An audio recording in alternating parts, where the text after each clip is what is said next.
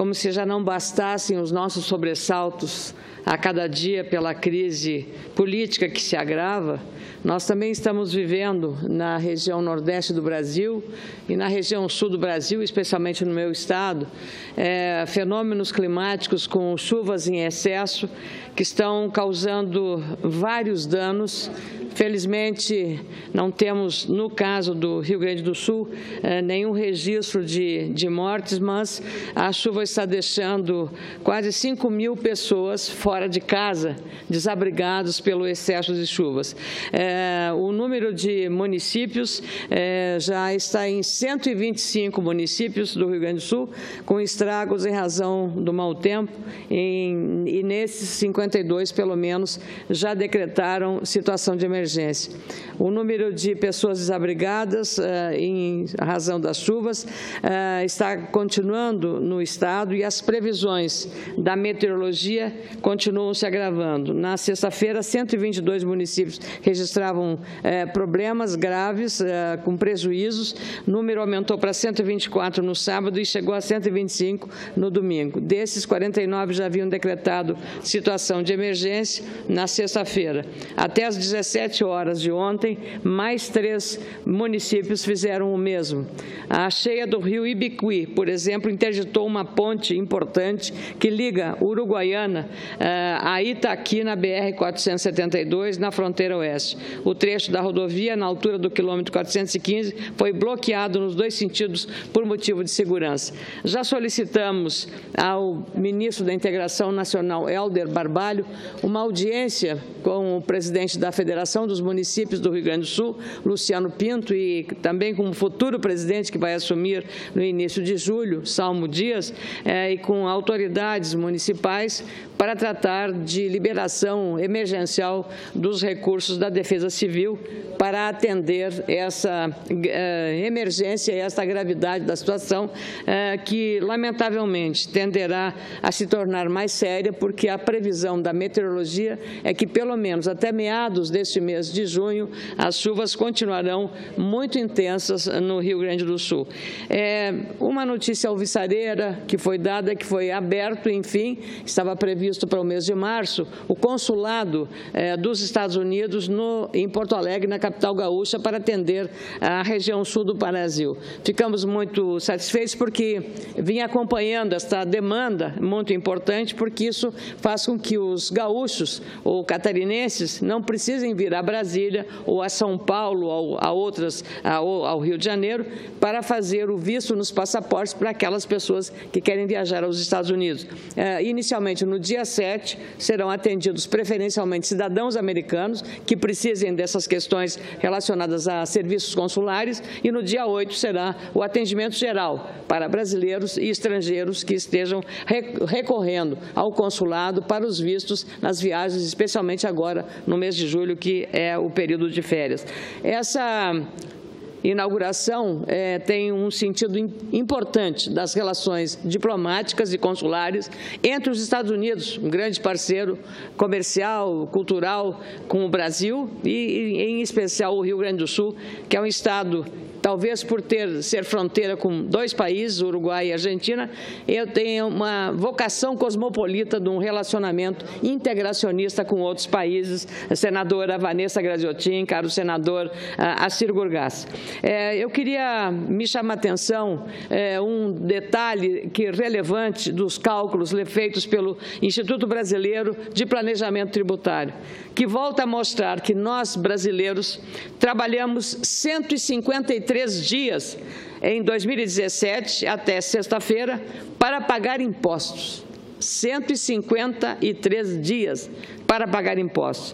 O levantamento mostra que a corrupção consumiu 29 dias de trabalho dos brasileiros para pagar a corrupção. O Brasil segue na 8ª posição de cobrança de percentual de carga tributária, atrás apenas da Noruega, em ranking que compara 27 países. Comparar a Noruega até parece uma brincadeira, uma ironia, porque este país escandinavo tem serviços que são coerentes com o imposto cobrado. em matéria de educação, em matéria de saúde, em matéria de segurança, de infraestrutura, enfim, de todos os serviços que o setor público deve oferecer ao cidadão que paga muito imposto. No Brasil é o contrário, nós pagamos muito imposto, mas além dos impostos que pagamos, nós ainda temos, para a questão de saúde, se não quisermos ir para a longa fila do SUS ou para a falta de internamento hospitalar, temos que ter um plano de saúde. Mas também nós não podemos contar com a segurança, porque é deficitária das polícias, e aí nós contratamos uma segurança privada. Nas escolas, não tendo vaga no setor público, aí os pais botam os filhos em escolas particulares. Ou seja, além da carga tributária excessiva, não está contabilizado aqui o custo adicional que o brasileiro tem para a sua manutenção, para ter um serviço. Então, ele paga duas vezes. Ele paga um imposto para ter saúde, para ter educação, para ter segurança, mas ele não recebe, então ele paga de novo a contratação desse serviço. É essa situação que nós estamos. Por isso eu queria, senador Assir Gurgax, saudar uma campanha que a FEComércio, a Federação das Empresas de Comércio do Rio Grande do Sul, liderada por Luiz Carlos Bon, começa hoje, que é a defesa da boa aplicação do recurso arrecadado dos impostos. É uma iniciativa, eu penso, oportuna, e isso significa dizer maior transparência na gestão pública para que o cidadão saiba onde o dinheiro que ele entrega para o governo sob a forma de impostos ou contribuições, onde está sendo empregado, onde e como. Onde e como. Porque um levantamento feito na questão dos gastos mal feitos, e aí há exatamente a porta aberta, a janela escancarada para a corrupção, é que um levantamento feito, eu já abordei isso na semana passada aqui nesta mesma tribuna, desde a década de 70, só nas obras de infraestrutura, estradas, ferrovias, portos, aeroportos, transposição do São Francisco, usinas e refinarias de petróleo, a corrupção levou entre 17% e 35% de tudo que o governo pagou. 17 a 35, é muito dinheiro, senador. E aí, realmente, imagina o que daria para fazer com essa dinheirama toda. Daria para pagar muita coisa que está faltando para os brasileiros, e especialmente para as camadas mais pobres da população, porque quem são as que mais pagam impostos? Aqui tem um dado relevante. Na faixa mensal de rendimento de 3 mil a 10 mil, que é a classe média, o peso dos tributos é maior, comprometendo 44,54% da renda dessa classe média. Na faixa mais alta, veja só, olha a injustiça tributária fiscal. De rendimento mensal acima de 10 mil, a mordida é menor, 42, ainda alta, mas 42,6%. Então, de fato, isso é um problema que afeta também a classe média. Aliás, em relação a isso, eu fiz um projeto, porque nós também, o fato de o contribuinte pagar um peso muito grande, de uma carga tributária muito pesada, e não termos de volta os serviços compatíveis com o que nós pagamos, também ele tem uma outra injustiça social. Ele não está corrigindo a tabela do imposto de renda para efeito de restituição do imposto de renda e também para efeito do próprio pagamento do imposto de renda. A Receita Federal recebeu 28,5 milhões de declarações neste ano de 2017. Mais uma vez, não houve correção da tabela, acumulando uma defasagem de 83% nos últimos 20 anos. É uma forma também indireta, claro, de aumentar os impostos sobre a pessoa física, especialmente. Eu queria lembrar também que tem um projeto de minha autoria, o PLS 2 de 2014, que apresentei, propondo a correção monetária anual da tabela progressiva do imposto de renda da pessoa física e das deduções aplicáveis à base do cálculo desse tributo. Isso acabaria com a defasagem ocorrida, evitando aumento da já excessiva carga tributária.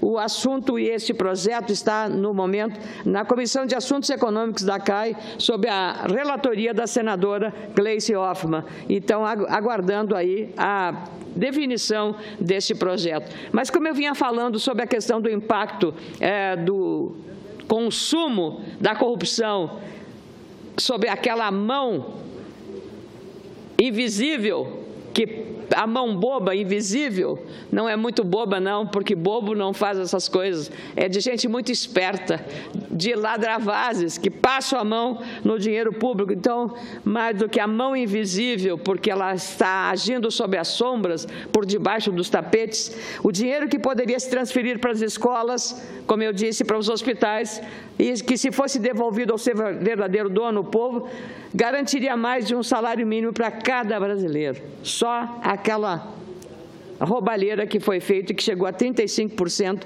desde 70 até agora.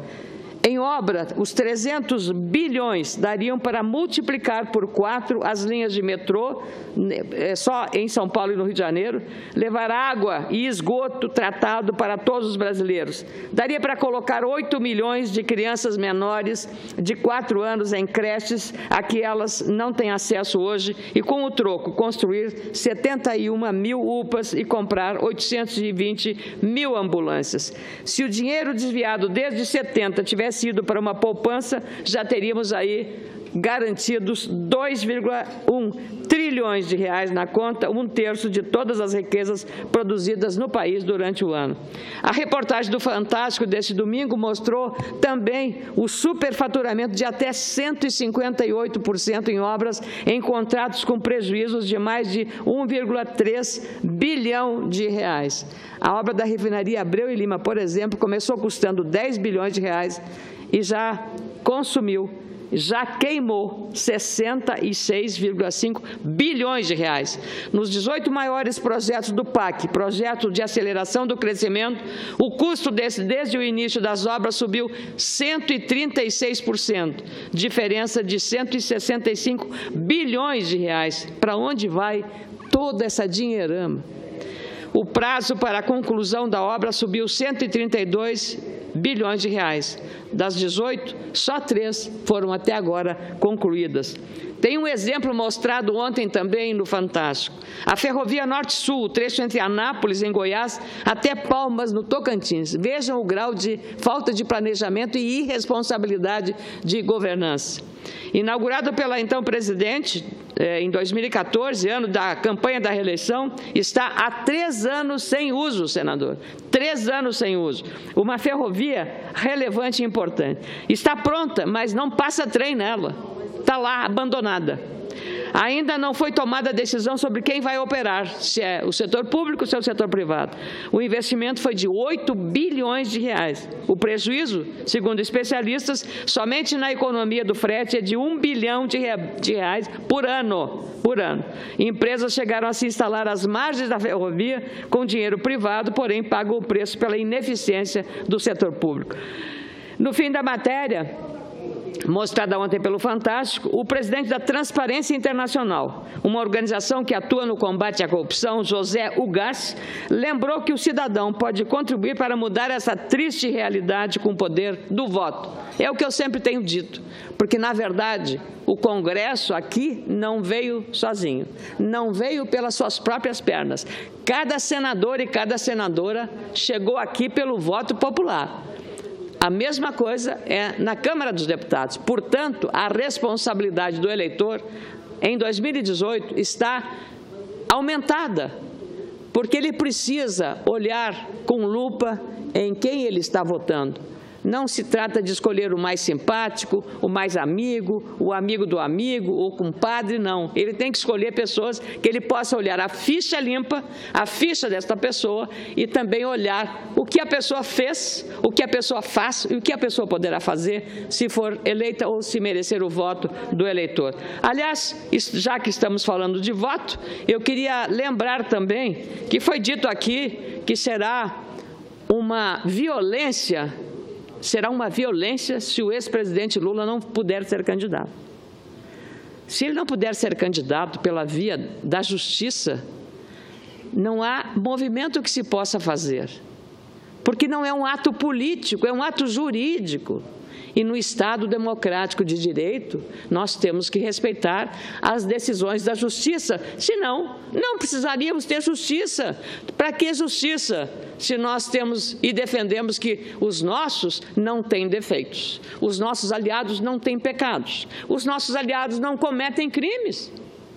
quero dizer de novo aqui, a régua moral que a gente usa tem que ser a mesma régua que usei para cassar o mandato do senador Demóstenes, usei para cassar o mandato do senador Delcídio do Amaral, e se vier aqui um pedido de cassação do mandato do senador Aécio Neves, usarei a mesma régua. Nós temos que ter aqui, mesmo eu tendo apoiado o senador em 2014, para presidente da República, hoje eu tenho esse compromisso, porque não tinha conhecimento das coisas que foram denunciadas. E tem ele o direito, perante a Justiça e o Estado democrático de direito, da ampla defesa. E se puder provar a sua inocência, muito que bem. Se não puder, tem que pagar pelos seus erros. É simples assim, senador. Não tem conversa.